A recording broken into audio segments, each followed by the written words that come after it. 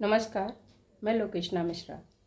2 अप्रैल 2023 को इंद्रप्रस्थ साहित्य भारती दिल्ली द्वारा आयोजित एक गोष्ठी जिसमें मुख्य अतिथि आदरणीय श्रीधर पराड़कर जी, संगठन मंत्री अखिल भारतीय साहित्य परिषद प्रोफेसर कुमुद शर्मा, उपाध्यक्ष साहित्य अकादमी, बीज वक्ता डॉक्टर विनोद बब्बर, विशिष्ट वक्ता प्रोफेसर नरेंद्र मिश्र रहे। इस गोष्ठी की मैं भी साक्षी रही। गोष्ठी के कुछ अंश आप सबको भी समर्पित हैं। मैंने पूछा कि आज शाम को कार्यक्रम में कितने लोग रहेंगे क्या संकलन योजना के? मैंने कहा 150 संख्या तो हो जाएगी। तो मैंने कहा पागल हो क्या? इतिहास के कार्यक्रम में 150 पूरे 5-7 आ जाए तो बहुत है। वही मेरे को लग रहा है कि अगर कोई इसका अगर फोटो ये निकाल रही है बेटी, अगर दिखाया जाएगा कि साहित्य के कार्यक्रम में इतने लोग बैठे तो कोई मानेगा नहीं। आजकल तो केवल तभी आते हैं जब कविता सुनाना हो, कविता सुनाने वाला ही आता है, बाकी सुनने वाला तो कोई आता नहीं है। तो इंद्रप्रस्थ साहित्य भारती की ये सफलता है, उसके लिए उनको बधाई।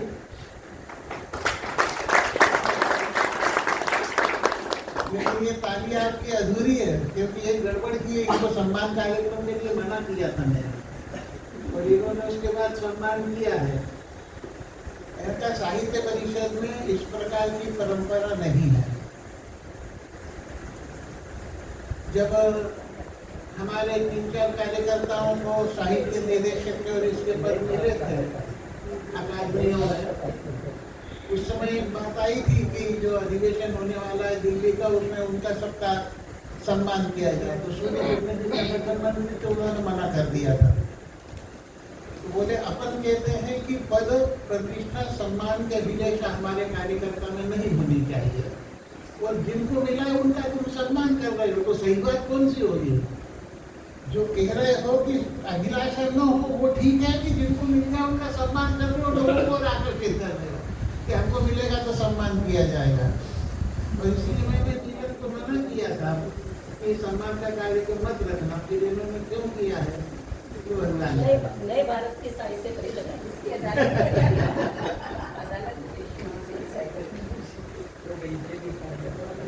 आज का जो हमारा विषय है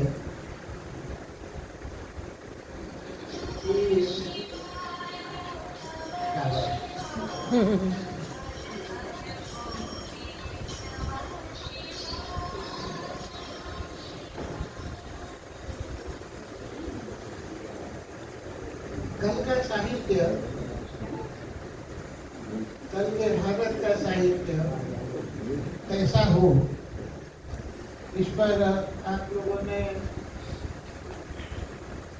2 अच्छे व्याख्यान सुने हैं।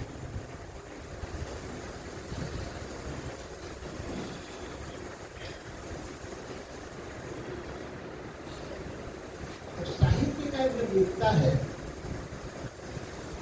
तो उसके मन में 2 प्रश्न आने चाहिए कि मुझे क्यों लिखना है, और दूसरा प्रश्न आना चाहिए कि क्या लिखना है। अगर ये 2 प्रश्न आए बिना वो लिखता है, जैसे आज बहुत लिखते हुए मिल जाते हैं, तो उसमें से क्या हासिल होगा?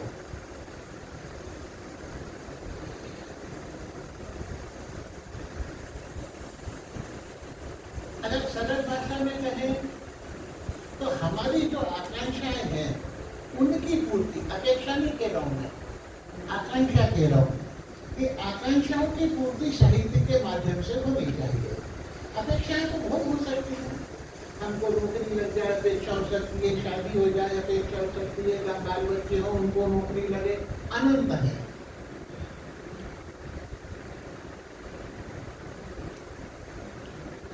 लेकिन अगर किसी से पूछा जाए कि आपका लड़का कैसा हो, रावण जैसा हो कि राम जैसा हो, तो आपकी क्या आकांक्षा होगी? राम जैसा होना चाहिए।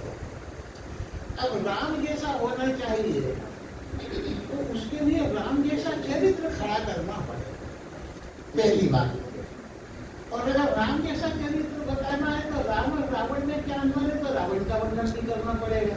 तो जो कुमुद जी अभी कह रही थी कि यथार्थ का वर्णन, तो यथार्थ का वर्णन तो होगा, उसके बिना तो काम ही नहीं चलेगा। लेकिन यथार्थ का वर्णन काय के लिए करना है? अगर यथार्थ का वर्णन उसका महिमा मंडन करने के लिए किया जाता है, जैसा कि आज होता है, आप लोग फिल्में देखते हैं, मैंने तो बहुत समय से नहीं देखी, क्या हालत है पता नहीं आजकल, लेकिन 3 घंटे में से पूरे 3 घंटे दिखाया जाता है कि वो जो नायक होता है वो अपराध भी करता है, दादागिरी भी करता है, चोरी डकैती सब करता है। आखिरी में सर्टिफिकेट मिल जाए, कोई आपत्ति नहीं है, इसलिए बता दिया जाता है कि वो ठीक हो गया और न्यायालय ने उसको छोड़ दिया। तो आखिरी के 15 मिनट महत्वपूर्ण है कि पहले के 2 घंटा 45 मिनट। तो फिल्में बनाई इसलिए जाती है कि वो सब उनको दिखाना। तो उद्देश्य क्या है? अब साहित्य सीधा सीधा मनुष्य में से निकलता है, मनुष्य के द्वारा ही निकलता है। अब मनुष्य के संबंध है तो मनुष्य कभी भी बदलता नहीं है। मनुष्य का एक शरीर है और दूसरा मनुष्य के अंदर गुण दोष हैं, ये कभी भी नए नहीं होते हैं। मनुष्य का शरीर है तो उसकी 4 आवश्यकता है, उसको भूख लगेगी तो रोटी चाहिए, रहने के लिए मकान चाहिए, पहनने को कपड़ा चाहिए, और मृत्यु का भय होता है काम लाना। ये 4 चीजें उसकी आहार निद्रा भय में थोड़ा किया सामान्य में कशु भी न रहना, ये कभी नहीं बदलती है, ये यथार्थ है। और काम क्रोध लोभ मोह मद मत्सर, ये 6 उसके दुश्मन है, ये भी कभी नहीं बदलते हैं, ये भी हर आदमी में होते ही हैं। और जैसा पानी का स्वभाव होता है कि पानी को जैसे ही आपने छोड़ा तो वो अपने आप जिधर ढलाने उधर बहता चला जाता है, उसके लिए कुछ करना नहीं पड़ता। लेकिन अगर पानी हमको जब चाहिए, जहां चाहिए, ये करना हो तो पहले उसको ताकत लगा करके वहां ले जाना पड़ता है जहां से जरूरत के मुताबिक हम निकाल सके। तो अगर हम मनुष्य के मन को खाली छोड़ देंगे तो वो काम के ऊपर चला ही जाएगा। पूरी दुनिया में जहां तक मेरी जानकारी है, जुआ कैसे खेलना चाहिए इसको सिखाने वाला कोई विद्यालय नहीं। दारू कब कैसे किसने पीनी चाहिए सिखाने वाला कोई विद्यालय नहीं है। चोरी डकैती का कोई विद्यालय नहीं है। गुरु बना देते हैं लोग भले ही, लेकिन विद्यालय नहीं है। लेकिन अगर पढ़ाई करना है तो उसके लिए विद्यालय, बड़ों को नमस्कार करना है तो उसको सिखाना पड़ेगा। तो हर अच्छी चीज सिखानी पड़ती है जिसे हम संस्कार कहते हैं। हमारे साहित्य में से ये चीज आनी चाहिए, अगर ये नहीं आ रही है तो वो दूसरी तरफ जाने वाला है।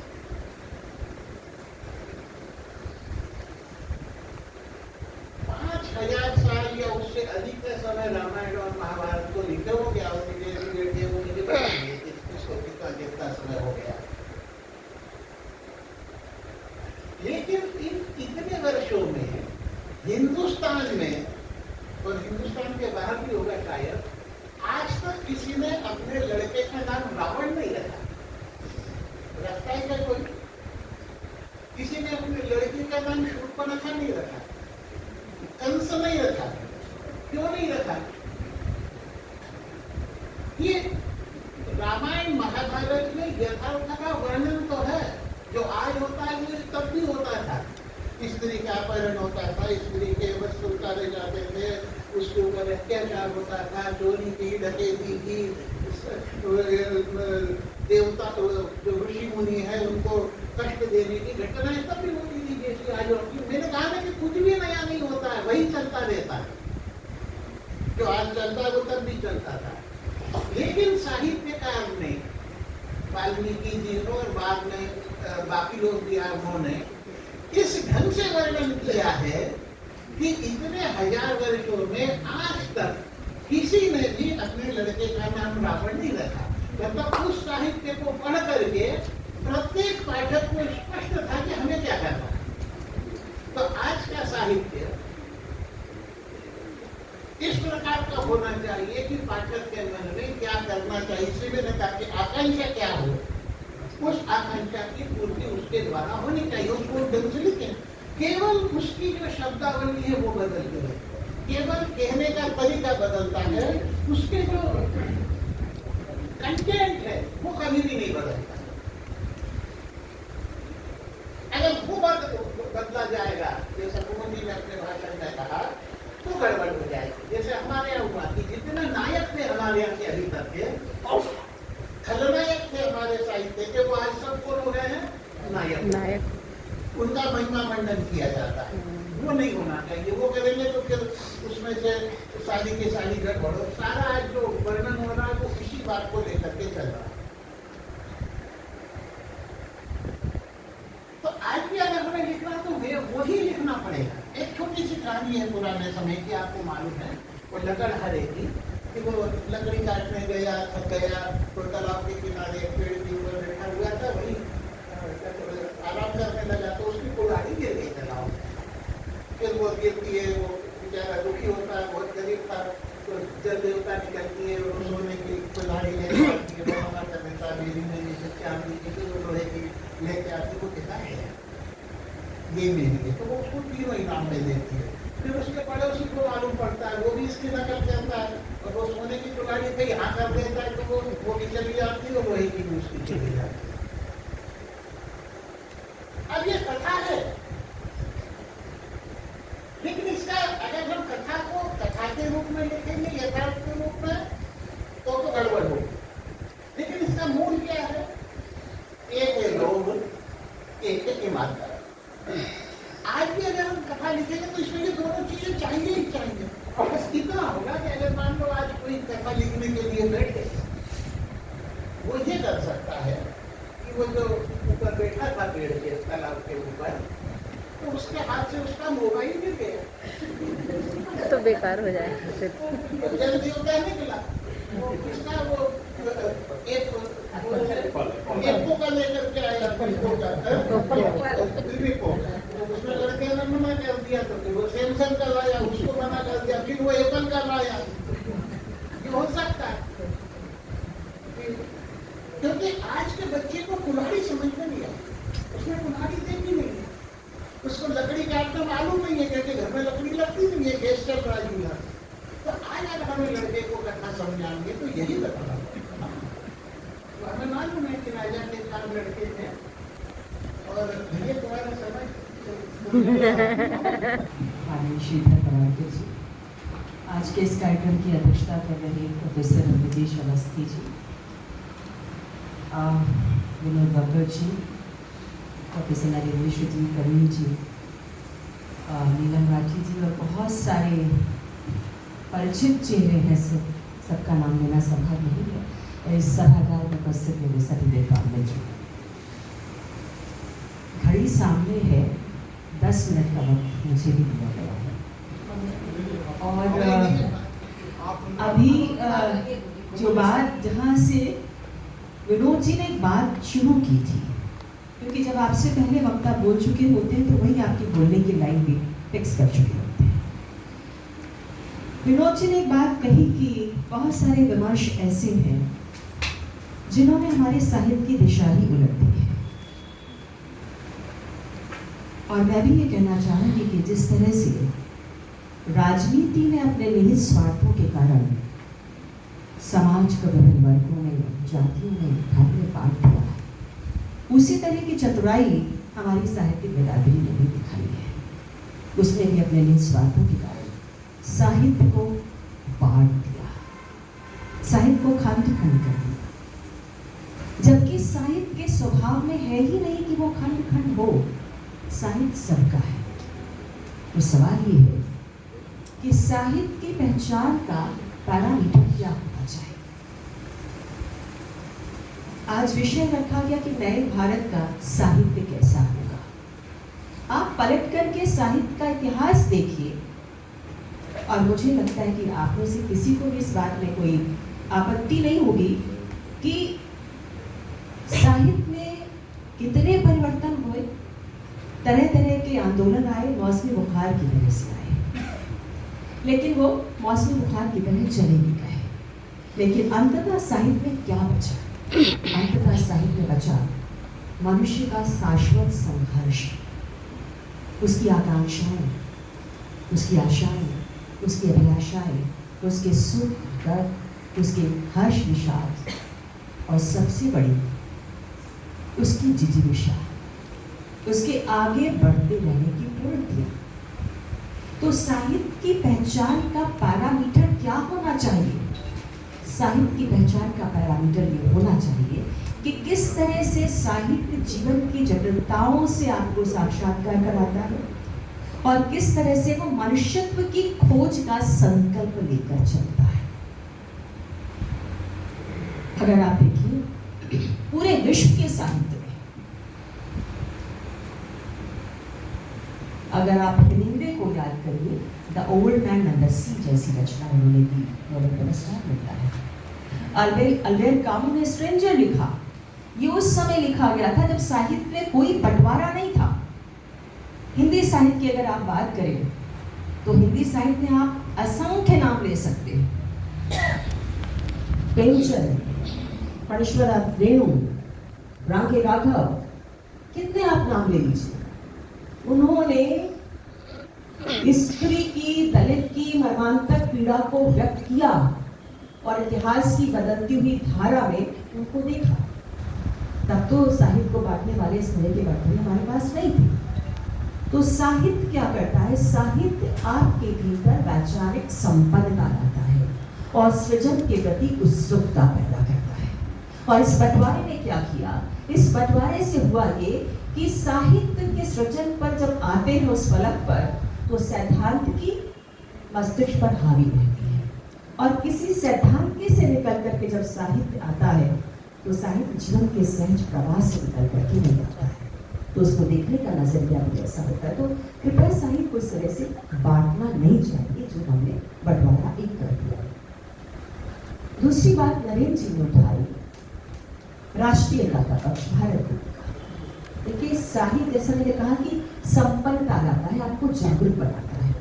स्वाधीनता आंदोलन का साहित्य अगर आप देखें तो वहां भी जागरूकता, वहां सांस्कृतिक उत्थान है। खंडित आजादी के साथ खंडित मानसिकता वाले लोग हावी हुए और उन्होंने इस प्रकार के हमें विमर्श दिए साहित्य के लिए, जिनका इस देश की संस्कृति से, इस देश के गौरव से कोई संबंध नहीं था। उनका परिणाम यह हुआ कि सभी जो हमारे युवा पीढ़ी है उनके अंदर आत्मगौरवहीनता भर गई, उनके अंदर ये भाव उत्पन्न किया गया कि ये देश गरीब है, बेकार है, इस प्रकार के भाव। लेकिन साहित्य की जो वास्तविक भूमिका है वो है संवर्धन करना, सांस्कृतिक मूल्यों से जोड़ना, भाषा को समृद्ध करना। और हुआ ये कि नारी सशक्तिकरण के नाम पर एक ऐसा खेल आरंभ हुआ कि वो देह तक सीमित रह गई नारी स्वतंत्रता।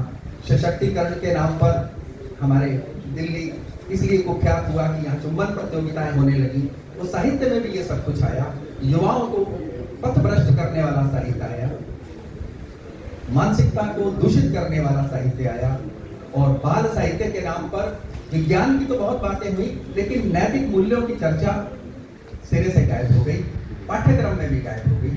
तो लेकिन नया भारत ने जो अंगड़ाई ली है, जो सांस्कृतिक सोच के प्रति पूरे देश के अंदर एक वातावरण बना, पूरा विश्व इस बात को महसूस कर रहा है, तो साहित्य में भी उसकी आगाज होना चाहिए, साहित्य में भी वो आना चाहिए। वास्तव में जब हम पुराने अपने साहित्यकारों को, कवियों को देखते हैं तो उन्होंने ऐसा बहुत कुछ दिया है जो सदियों से लगातार इस हमारी संस्कृति को बचाए हुए है, समृद्ध किए हुए है।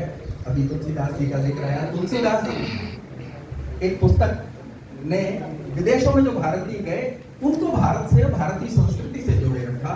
हालांकि अभी हमारे एक मित्र मीडिया से जुड़े हुए अक्सर कहा करते हैं कि कविता बकवास होती है, कहानी बकवास होती है, लेकिन सच ये है, मैंने एक बार कहा था कि ये कविता ही है जिसने जो इतने दुनिया भर में फैले हुए भारतीय मूल के लोग हैं, उनको भारत गीता से जोड़े रखा।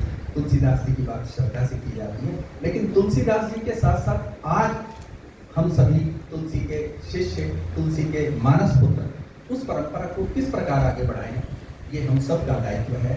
नए भारत के साहित्य में नए भारत का आगाज होना चाहिए। हमारे बाल साहित्य में विज्ञान कथाएं तो हों, लेकिन जो संस्कृति से जोड़ने वाले सूत्र भी अवश्य होने चाहिए। हमारे युवाओं को बड़े बड़े स्वप्न दिखाने वाला साहित्य बेशक हो, बेशक उसमें प्यार की बात हो, लेकिन जो गुरु गोविंद सिंह जी ने प्यार की परिभाषा दिया उसका भी कहीं होना चाहिए। वो कह रहे हैं कि साच कहूँ सुन ली जो सदा दिन प्रेम कियो तिन ही प्रभु पायो, ये उन्होंने कहा। लेकिन साथ ही वो ये कह रहे हैं कि जो तो है प्रेम खेलन का चाहो सिर धर तली गली मोरी आओ।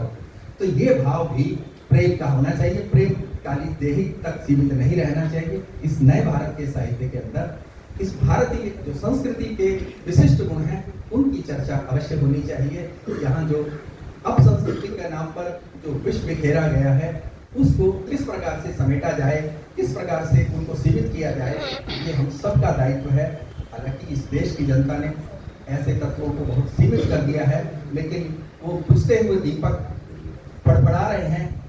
इस भूमिका को साहित्य ही आगे बढ़ा सकते हैं। नए प्रकार का जो साहित्य हो वो सब में गौरव भरे। यहाँ पर अगर आवश्यकता पड़े तो हमारे जो साहित्य हैं उनका पुनर्लेखन हो, पुनर्पाठ हो, पुनर्समीक्षा होनी चाहिए। वो ये सब तत्व हमारे साहित्य में आने चाहिए। और यहाँ विमर्श के नाम पर जो समाज को तोड़ने वाला कार्य किया गया वो नहीं, बल्कि समाज को जोड़ने वाला होना चाहिए। वर्ग संघर्ष नहीं, सबको साथ मिलकर के चलने की। भारत बटा हुआ है, बटा हुआ नहीं है, ये भाव हम सबको देना है कि हमारे भगवान श्री कृष्ण को अनेक लोग जातियों में जब बांटते हैं तो उन्हें देखना पड़ेगा कि जब वो गीता का उपदेश अर्जुन को दे रहे हैं तो उस समय उपदेश देना किस जाति का काम था। जब वो युद्ध मैदान में है तो उस समय वो कौन सी जाति के हैं। जब वो दिल्ली के अंदर ही यहाँ यज्ञ हुआ तो उन्होंने पत्तल उठाने का काम दिया तो वो किस वर्ग का काम था। तो इसलिए हर मनुष्य के अंदर सभी कुछ है और ये साहित्य के अंदर ये बार बार आना चाहिए। महाभारत के अंदर गांधारी का जब जिक्र आता है तो नए लेखकों को ये देखना है कि गांधारी के संवाद में ये भी जोड़ना है कि अगर पति में कोई असक्षमता है तो पत्नी को 4 आंखें से काम करना है, पट्टी नहीं बांधनी है, उसको और सक्षम होना है। यही भारतीय संस्कृति है और इसी प्रकार का जो साहित्य है वो अधिक से हमारे सामने आए और बीज जितना छोटा हो उतना अच्छा होता है। दूसरी कहानी मुझे ध्यान आती है एक अकबर और बीरबल की, कि भारतीयता को कैसे परिभाषित करें। अकबर और बीरबल जब चल रहे होते हैं तो बीरबल अकबर को शिक्षा देने के लिए, नसीहत देने के लिए एक विधर्मी को कैसे अपने धर्म की परिभाषा समझाए, भारतीयता कैसे समझाए, राष्ट्रीयता कैसे समझाए। तो कहानी के माध्यम से अपनी भारतीयता को समझाने का यत्न करता है और अंत में अकबर जैसे जो दुर्भिसंधि के लिए जाना जाता है, अन्य आक्रांता है, उसको किस तरह नतमस्तक करते हैं भारतीयता के प्रति, उस कहानी का मैं यहाँ एक सारांश प्रस्तुत करूँगा। जिसमें अकबर जाता है और बीरबल दोनों जाते हैं। थोड़ी दूर में जाते थे एक पौधा, छोटा सा पौधा दिखता है और बीरबल उसको प्रणाम करता है, कहते हैं हमारी माँ है। वो माँ है, छोटा सा पौधा, बोले हाँ ये तुलसी माँ है हमारी, उसको हम प्रणाम करते हैं। अकबर को गुस्सा आता है कि पौधा कैसे माँ हो सकता है और गुस्से में तुलसी के पौधे को उखाड़ता है, फेंक देता है। बीरबल तो बीरबल था, उसने कहा इसका सबक सिखाना पड़ेगा। बोले कि आपने हमारी माँ का अपमान किया है तो हमारे पिताजी इसका बदला जरूर लेंगे। तो ठीक है मैं देख लूँगा। अकबर को बड़ा अहम था, घमंड था अपने उस पर विरोचित उसके प्रति पर। तो जब थोड़ी दूर जाता है तो क्या करता है कि फिर बीरबल जाके छोटा सा पौधा है बिच्छू पत्ती, जिसको अलग अलग क्षेत्रों में अलग अलग उसको नाम दिया जाता है, उसको प्रणाम करता है बीरबल, कहता है हमारे पिता है। अब अकबर को फिर गुस्सा आता है, फिर उस पौधे को उखाड़ने की कोशिश करता है, जड़ से उखाड़ने की, बहुत झुककर उखाड़ने की कोशिश करता है, वो गिर जाता है। पौधे का पूरा जो पत्ते हैं, उसके जो पुष्प है, सब उसकी जो छोटी छोटी पंखुड़ियाँ तो उसके अंदर आ जाती है, पूरे शरीर में गिर जाती हैं। गिरने के बाद उसको खुजली होने लगती है, पूरे शरीर में उसको खुजली होती है, हाथ पैर शरीर पूरी जगह फफोले पड़ जाते हैं और इतना पीड़ा से वो द्रवित हो जाता है, अकबर इतना परेशान हो जाता है। कहता है बीरबल इसका उपाय बताओ, मेरे शरीर में पूरे हाथ खुजली हो रही है। धतूरे पड़ गए, फफूले पड़ गए, इतनी पीड़ा है कि इसको मैं सहन नहीं कर पाता। तब बीरबल कहता है कि मैंने कहा था ना कि मेरे पिता इसको बदला जरूर लेंगे।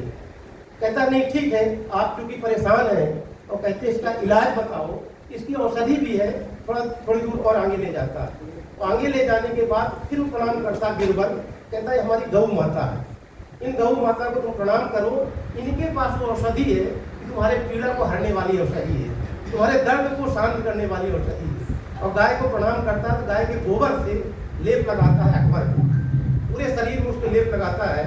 और जब लेप लगता है गोबर का, उसको अजीब शांति मिलती है अकबर को। कहता वाकई ये तो औषधि बिल्कुल ऐसी औषधि जिसकी हम कल्पना नहीं कर सकते। अभी तो मेरे जान जा रही थी, लेकिन इस औषधि से मुझे शीतलता मिली है। लेकिन मैं क्या करूँ, उसको थोड़ी देर में भान होता कि मैं तो सम्राट हूँ, मैं अपने राज दरबार में ऐसे कैसे जाऊँगा। तब बीरबल कहते इसका भी उपाय है। और थोड़ी दूर आगे ले जाते हैं, कहते गंगा माँ है, इनको प्रणाम करो, ये हमारी माँ है और इनके पास वो है जो तुम्हारी समस्या है उसका निदान है। और गंगा में डुबकी लगवाता है बीरबल, अकबर डुबकी लगाता है। उसके बाद उसको अच्छी प्रसन्नता होती है, शांति मिलती है, सुकून मिलता है। और उसके बाद अकबर कहता धन्य भारत माँ। ये भारतीयता दूर से नहीं दिखेगी, लेकिन आपकी संस्कृति में, आपके संस्कार में, आपकी सभ्यता में, आपकी बातचीत में, आपके आचार में, आपके विचार में सर्वत्र विद्यमान है। ये तमाम तरह के जो संदर्भ आए कि हमारे नए भारत का साहित्य कैसा हो, इस तरह का साहित्य हो जिसमें भारतीयता भी हो, इस तरह का साहित्य हो जिसमें राष्ट्र प्रेम भी हो, इस तरह का साहित्य हो जिसमें समतामूलक समाज की कल्पना की गई हो, इस तरह का साहित्य हो कि जहाँ हम छोटे से छोटे व्यक्ति के प्रति भी प्रणाम भावना से जाए, निवेदन की भावना से आए।